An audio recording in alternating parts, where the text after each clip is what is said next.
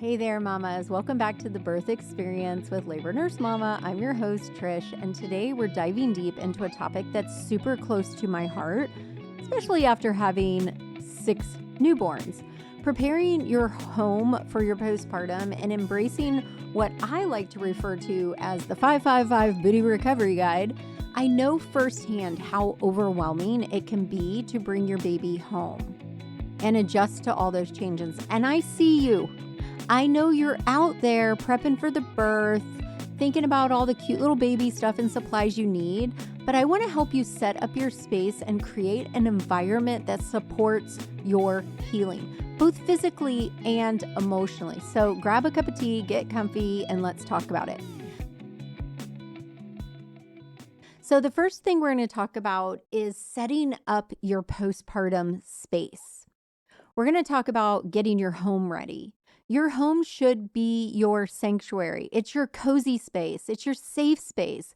This is where you can heal and bond with your baby. Now, we're not going to talk about boundaries, but remember it's your sanctuary. And what's the thing about sanctuary? We claim sanctuary because we're staying safe. We don't want people inside that boundaries, inside the sanctuary per se, that are going to make you feel uncomfortable. So, think about that. That's a whole nother podcast topic. We also have episode 132, I believe, is preparing for newborn sleep, because that's really going to affect your experience and everything you need to know about breastfeeding and getting prepped that way. You should definitely be prepping for breastfeeding. You need to be ready for all of the things. All of the things. And I really recommend that on top of that, you create a list of what you might need if you end up having a cesarean, because you guys, there are legit reasons for cesareans. Now, episode 120 talks about navigating those early days of breastfeeding, and it's really, really good. But I want you guys to be ready for all the things, okay? All of the things. You don't want to be blindsided. This is why inside of my birth classes, we break it all down from trying to conceive all the way to taking care of a baby and your booty at home.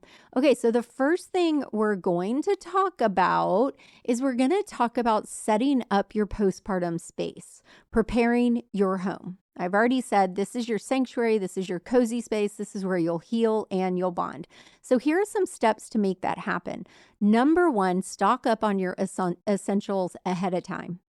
I'll link in the show notes to our list on Amazon, but girl, you need to have a postpartum plan where you've listed out what you need and you have it in your home. You don't want to be running around like a chicken with your head cut off after delivery. So here's what I suggest. I'm obsessed with those 3-level carts that you can have. You can get them at like Target, IKEA. They're not very expensive. If you have 2 stories, put one up, put one down, go ahead and just do it. Stock them both up. You can have a level for baby, a level for mom and booby, and then a level for your booty.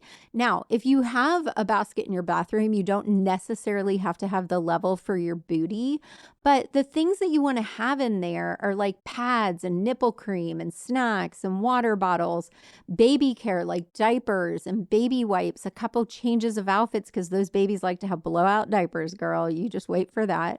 And you won't be running around looking, and even worse, you won't be trying to tell your partner, who, if your partner is like Steve Ware, he may not know where anything is. So you want to make sure that you have these essentials ready to go.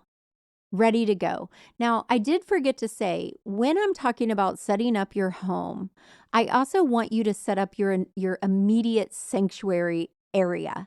This is going to be a space where you can heal. Most of us, most women, have a really hard time healing if our space is chaotic, messy, stuff everywhere. So that might be the area of your house that you want to focus a little more time on. Make it your little sanctuary. Buy some really beautiful candles, some twinkle lights. Make sure you have a dim light that you can breastfeed with. Mom Cozy has one that I really love. I'll link to it in the show notes. It's also in my postpartum essentials list. but you really want to create a space that sets the vibe for healing and recovery, because emotionally and physically you're going to be rough. It's going to be rough, okay? So I want you to be ready for that. Now, for your stocking up on your essentials, if you have the carts, you can just roll them from one room to the other. And this is why I say if you have an upstairs and a downstairs, you want to put one in each area. And again, if there's, there's always a potential you could have a C-section. Now, if you do have a C-section, ask your postpartum nurse for an abdominal binder. You can ask for one for a vaginal delivery as well. They're actually pretty amazing at helping that uterus heal. But have all those things ready. Have some healthy snacks. Have some list of important numbers in there. Add a Kindle in there. Add some entertainment, a charger, whatever it is, so that you're not running around unnecessary.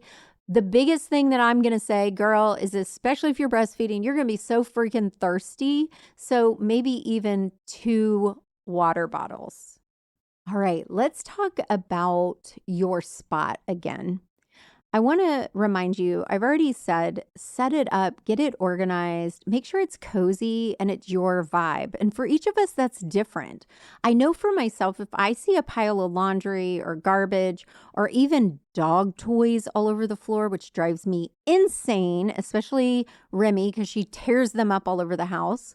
I have to have my vibe nice and organized, at least what is in my eye line and what I can see. So designate a specific spot for yourself, maybe even buy yourself like a nice little fuzzy blanket, and make sure it's comfy with plenty of pillows, blankets, and maybe even a heating pad. Like you could put that in your rolly cart as well, and keep that area with your rolly cart, or keep at least your area stocked with things like your prenatal vitamins, any of your medications, ibuprofen, Tylenol, your peri bottle, your phone, a good book, all of those things for when you're sitting a little bit longer.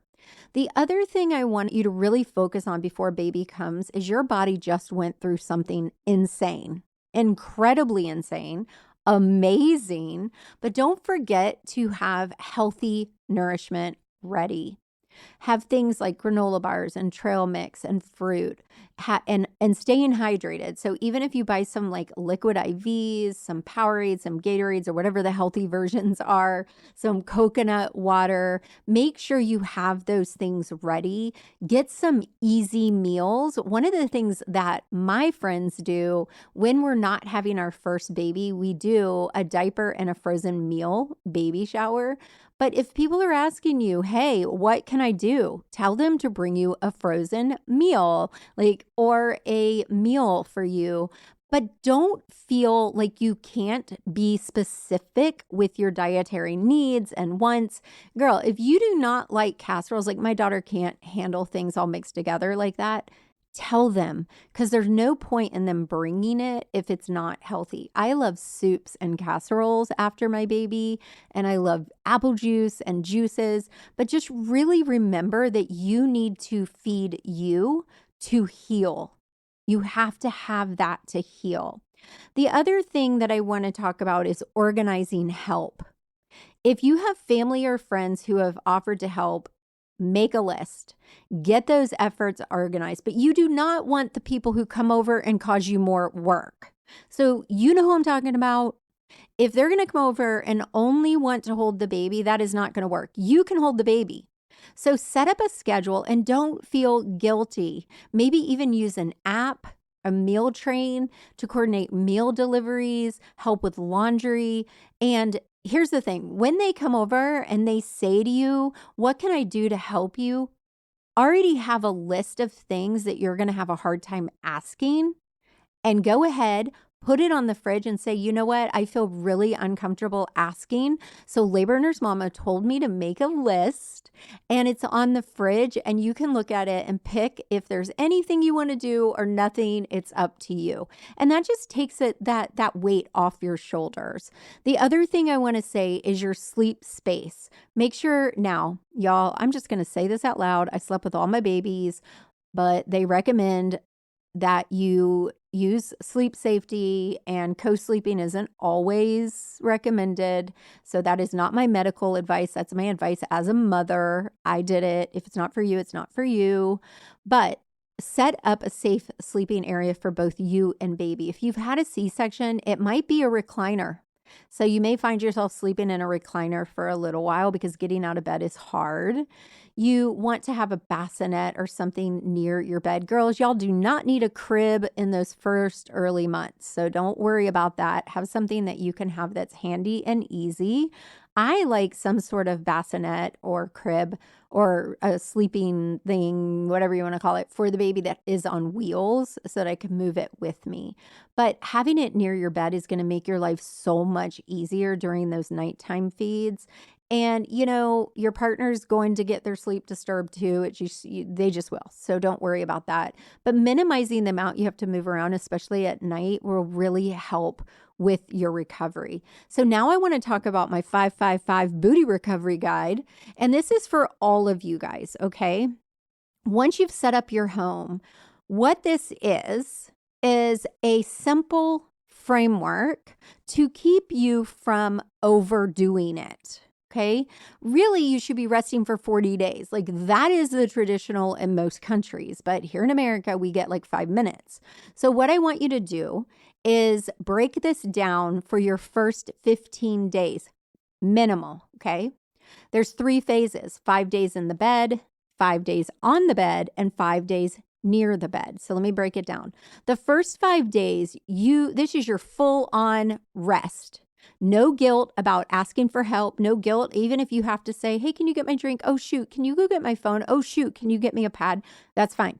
Don't worry about that. You should literally be in bed as much as possible. Your body has just gone through something monumental, and the rest is crucial for healing. Sleep, which you're going to get little of. But if you're laying in bed just caring for baby, that's all you have to worry about. Surround yourself with comfort items, your blankets, your pillows, your 3-level cart, your cozy socks, and let people take care of you. If that's hard for you, this is not the time to be worrying about asking too much. I'm giving you permission. Your main job is to snuggle the baby and recover.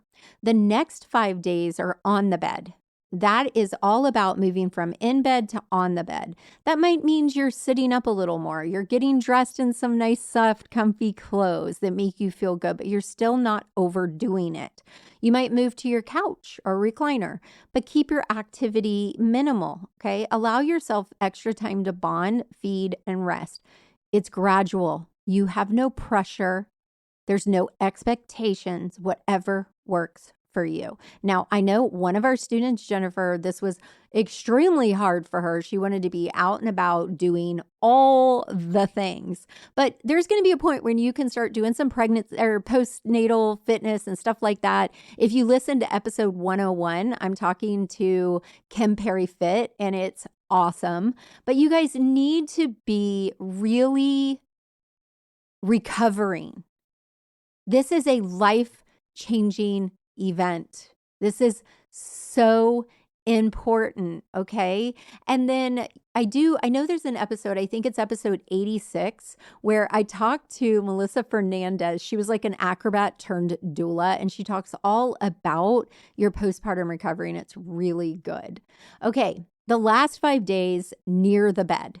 This is your final set of 5 days. It's all about expanding your range a little bit, where you can get away from the bed, but come back to the bed. Start moving around the house, go for a little walk, but keep your focus still on recovery. You can step outside for fresh air. That's very healing. But remember, you're slowly reintroducing your normalcy while still prioritizing rest and recovering and letting your body dictate the pace. Now, I know every one of you has a different situation, and rest can be hard to prioritize. But remember, your postpartum recovery is just as important as pregnancy and birth. The 555 rule ensures your body's healing. You're preventing complications. You're not overdoing it. If you overdo it, you're going to start bleeding more. Just going to tell you that. And you're honoring this thing that your body did. It's incredible. So a couple more tips to make all of this work is 1, communicate with your partner and your support system.